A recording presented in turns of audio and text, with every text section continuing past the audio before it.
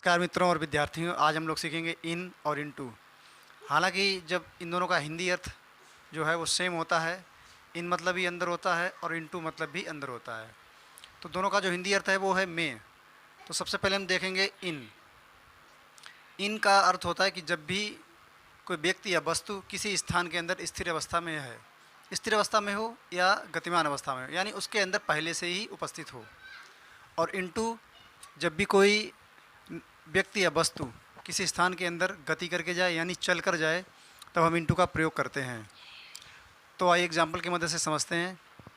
ठीक है, जैसे लड़के क्लास में हैं तो boys are in the class.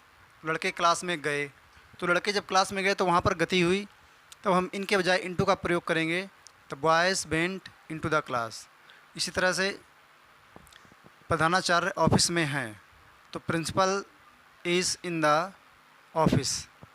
और इसी का अगर इनटू का प्रयोग करेंगे तो प्रधानाचार्य ऑफिस में गए तो the principal went into the office.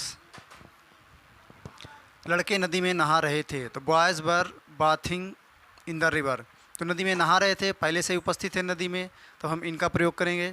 लड़के नदी में कूदे, तो जब कूदेंगे तो वहाँ पर गति होगी, तो गति के लिए हम इनटू का प्रयोग करेंगे। The boys jumped into the river. उसकी जेब में पैसे थे। There was money in his pocket. और उसने जेब में पैसे रखे तो he put money in his pocket. तो जब पैसे थे पहले से ही उपस्थित थे तब इनका प्रयोग करेंगे, और पैसे जब उसने रखे तो वहाँ पर गति हुई, तब इनटू का प्रयोग करेंगे।